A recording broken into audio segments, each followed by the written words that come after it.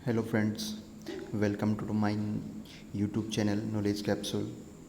अगर आपने मेरे चैनल को सब्सक्राइब नहीं किया तो प्लीज़ सब्सक्राइब कर लीजिए ताकि आपको नए अपडेट्स हैं जो वो सबसे पहले मिलें और बेल आइकन भी दबा लीजिएगा। स्टार्ट करते हैं आज का टॉपिक इलेक्ट्रिकल डिस्चार्ज मशीनिंग। पहले हम इसके इनके नेम्स को जानते हैं, जो कि इसके वेरियस नेम्स हैं। हम किस किस नाम से इस मशीनिंग या इस प्रोसेस को हम इसे बुला सकते हैं। पहला है ईडीएम स्पार्क मशीनिंग। जैसा कि आप इस पिक में देख पा रहे हैं, इसे ईडीएम स्पार्क मशीनिंग भी कहते हैं। EDM means electrical discharge machining spark machining. दूसरा, इसे स्पार्क इरोडिंग भी कह सकते हैं, इसे डायल सिंकिंग भी कह सकते हैं, इसे वायर बर्निंग भी कह सकते हैं। इस तरह से इसके काफ़ी नेम्स हैं जिससे हम इसे बुला सकते हैं। दूसरा जो पॉइंट है वो ये है कि थर्मल इलेक्ट्रिकल एनर्जी के प्रिंसिपल पे ये काम करता है। मीन्स जो इलेक्ट्रिकल डिस्चार्ज मशीनिंग है, ये थर्मल इलेक्ट्रिक एनर्जी के प्रिंसिपल पे कार्य करता है, के प्रिंसिपल पे वर्क करता है। वो कैसे? जब स्पार्क होगा तो थर्मल हीट एनर्जी प्रोड्यूस होगी, जनरेट होगी, और इन दोनों की वजह से जो है वो मेटल रिमूव होगा। पहले बेसिकली हम इसके नेम, जो इसका नाम है इलेक्ट्रिकल डिस्चार्ज मशीनिंग, हम इससे समझते हैं इसको ताकि आपको आसानी हो। पहले इससे समझते हैं। Electrical means electrical, discharge means spark, machining means metal removing. इसका क्या हुआ कि इलेक्ट्रिक स्पार्क की सहायता से मेटल रिमूविंग करना। आप इसे नेम से भी इजीली समझ सकते हैं कि इलेक्ट्रिकल स्पार्क की सहायता से मेटल को रिमूव करना। आगे बढ़ते हैं। जो स्पार्क होता है उसकी वजह से जो टेम्परेचर जनरेट होता है जो स्पार्क के अंदर, वो होता है लगभग 8000 सेंटीग्रेड से लेकर 12000 सेंटीग्रेड तक टेम्परेचर है वो स्पार्क के अंदर जनरेट होता है। बेसिकली हम इस प्रोसेस के अंदर डाई इलेक्ट्रिकल फ्लूइड का यूज करते हैं।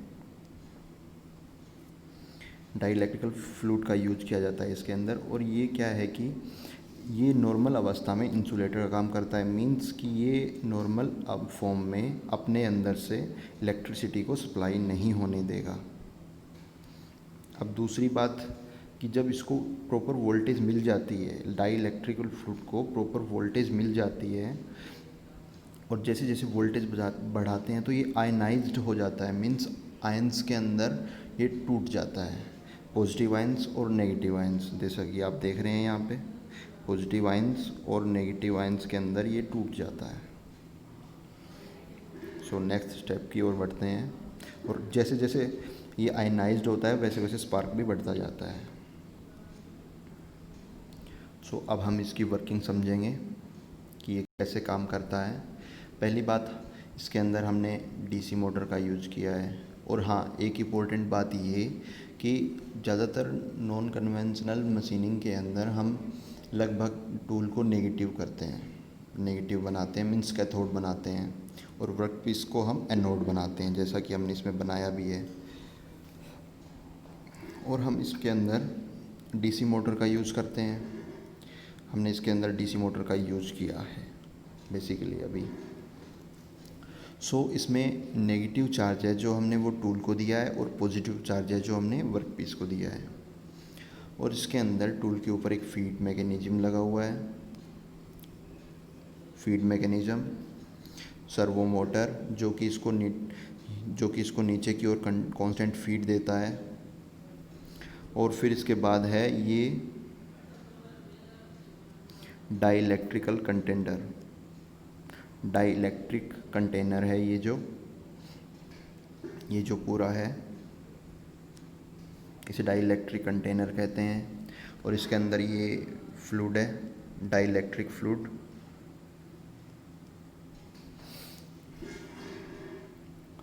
और इसमें वर्कपीस को फिक्सचर के ऊपर फिक्स किया जाता है, फिक्सचर।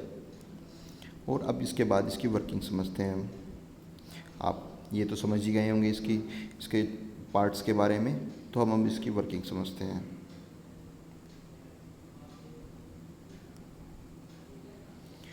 सो जैसे ही हम डीसी मोटर पे, पहली बात तो डाई इलेक्ट्रिक फ्लूइड है वो नॉर्मल अवस्था में इंसुलेटर का काम करेगा, जो कि वर्कपीस और टूल के बीच में रहेगा। जब तक ये मीन्स जब तक इसको वोल्टेज ना दी जाए, और जब इसको वोल्टेज दी जाती है, प्रॉपर वोल्टेज दी जाती है, तो ये जो डाई इलेक्ट्रिक फ्लूइड है वो आयनाइज हो जाता है। मीन्स जो भी मैंने बताया कि पॉजिटिव और नेगेटिव आयंस में टूट जाता है, जैसा कि आप देख रहे हैं इसके अंदर कि ये पॉजिटिव और नेगेटिव आयंस में टूट जाता है। और जैसे ये टूट जाता है, जैसे ये पॉजिटिव और नेगेटिव आयंस में टूटेगा, तो आपको पता है कि जो नेगेटिव साइन है वो पॉजिटिव आयंस की ओर अट्रैक्ट होंगे, और जो पॉजिटिव आयंस हैं वो नेगेटिव आयंस की ओर अट्रैक्ट होंगे। और जैसा कि आप जानते हैं कि नेगेटिव आयंस की जो वेलोसिटी है वो अधिक होती है, जिससे क्या होगा कि स्पार्क है वो फ्लो करेगा पॉजिटिव आयंस की तरफ, जिससे क्या होगा कि स्पार्क क्रिएट होगा।